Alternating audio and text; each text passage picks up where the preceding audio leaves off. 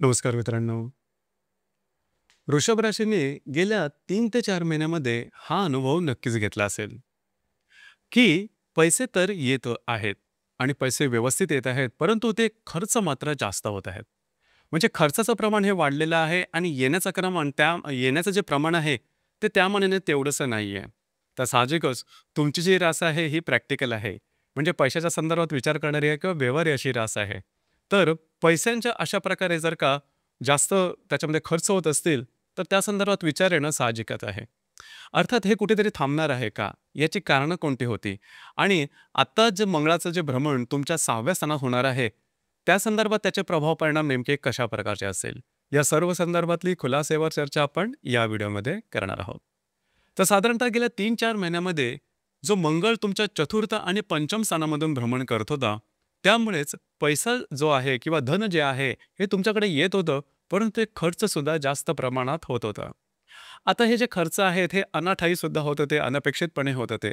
खास करून घरातल्या व्यक्तींसाठी काही पैसे खर्च काही झालेले असतील. सगळ्यात महत्त्वाची गोष्ट म्हणजे तुमचा जो थोडासा स्वभाव आहे लॅविश लाईफस्टाईलकडे झुकण्याचा. त्याचा सुद्धा प्रभाव होता. म्हणजे अनावश्यक असे पैसे जास्त खर्च झाले होते आणि त्याचा ज्यावेळेस तुम्ही आत्ता हिशोब मांडाल, त्यावेळेस तुम्हाला निश्चित जाणवेल, की बरेचसे जे पैसे आहेत हे अनावश्यकपणे आपल्याकडून खर्च झालेले आहे. अर्थात हा आता भूतकाळ झालेला आहे. परंतु याच्या पुढे येणारा जो कालावधी आहे, हा असाच असणार आहे का? आणि समजा त्या संदर्भात कोणती काळजी घ्यायला हवी? मंगळाचं जे भ्रमण तुमच्या 6व्या स्थानात होणार आहे, त्याचे नेमके प्रभाव परिणाम कशा प्रकारचे असतील? आता सगळ्यात महत्त्वाची गोष्ट म्हणजे हा जो मंगळ तुमच्या 6व्या स्थानामध्ये भ्रमण करणार आहे. लक्षात घ्या मंगळ हा ग्रह अशुभ ग्रह असतो आपल्या सगळ्यांना ठाऊकच असेल आणि जे 6वं स्थान आहे, हे सुद्धा अशुभ स्थान आपण समजतो. परंतु याचा अर्थ अजिबात नाही की असा नाही की मंगळ जो तुमच्या 6व्या स्थानामध्ये भ्रमण करणार आहे, तो तुम्हाला अशुभ फळं देईल. अजिबात नाही. कारण तुमच्या द्वितीय स्थानात बसलेला जो गुरु आहे, हा पंचम दृष्टीने मंगळावरती पाहतो आहे. त्याच्यामुळे 6व्या स्थानातला जो मंगळ आहे, हा तुम्हाला अशुभ परिणाम देणार नाही. उलट तो तुम्हाला शुभ परिणाम निश्चित देईल.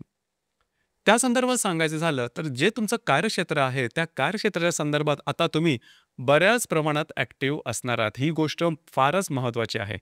म्हणजे आता तुम्ही सेल्फ अनलाईज कराल, की गोष्टी कशा प्रकारचे करायला हव्या, कशाप्रकारे घडवून आणायला हव्यात आणि तुमची जी रास आहे, ही जिद्द, चिकाटी, महत्त्वाकांक्षा यासाठी प्रसिद्धच आहे. म्हणजे एकदा तुम्ही काम हातात घेतलं, एकदा जर का तुमच्या मनात एखादा विचार बसला, तर तुम्ही जिद्दीने तो पूर्ण करून दाखवता आणि तुमच्या जी चिकाटी आहे, हे अर्थातच वाखाणण्यासारखे आहे. त्याचाच प्रत्यय, त्याचाच अनुभव येणाऱ्या 1.25 ते 1.5 महिन्यामध्ये निश्चित प्रकारे येणार आहे आणि त्याचा परिणाम म्हणून तुमचं जे इन्कम आहे, हे चांगल्या प्रकारे वाढणार आहे. म्हणजे या 1 ते 1.5 महिन्यामध्ये तुम्ही थोडंसं सेल्फ अॅनलाईज करा, थोडासा स्वतःच विचार करा आणि त्या दृष्टीने कामाला लागाल आणि तुम्ही केलेले जे प्रयत्न आहेत, की ते योग्यरित्या मार्गीसुद्धा लागतील.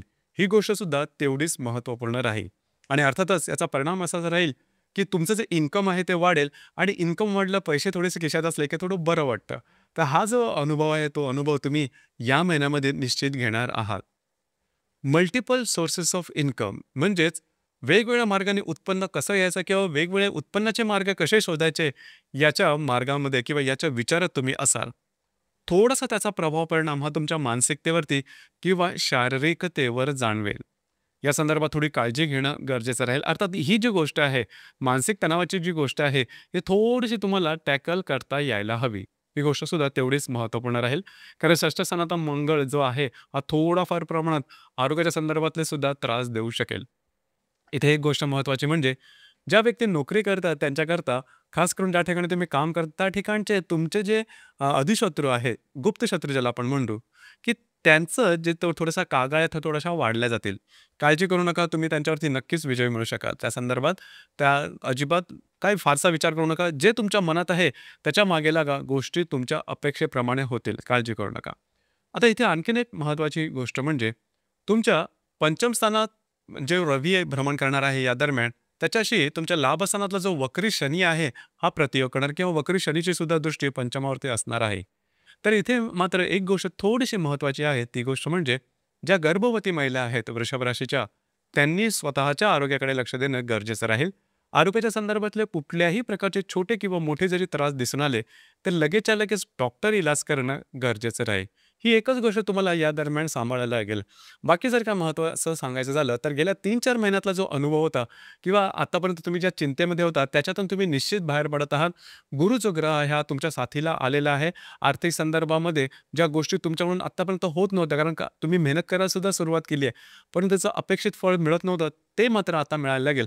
म्हणजे प्रत्यक्ष जे पैसा आहे, प्रत्यक्ष जे धन आहे, हे तुमच्या हातामध्ये खुळखुळायला लागेल. परंतु एक गोष्ट इथे परत सांगावीशी वाटते, ती म्हणजे तुमचा स्वभाव. तुमचा स्वभाव असा आहे, थोडासा लॅविश लाईफस्टाईलकडे झुकणारा आहे. तर जरी तुमच्याकडे पैसे आले, जरी तुमचं इन्कम तर तुमचं वाढणार आहे निश्चित. 1-1.25 महिन्यात तुम्हाला त्याचा अनुभव येईलच. परंतु इथे थोडीशी गोष्ट लक्षात ठेवायला हवी, ती म्हणजे साधारणतः इन्कम जरी चांगलं आलं, तरी खर्च कुठे, कधी, कसे खर्च करायचे याकडे थोडं लक्ष देणं गरजेचं आहे. कारण दिवाळ सण हा याच दरम्यान येणार आहे.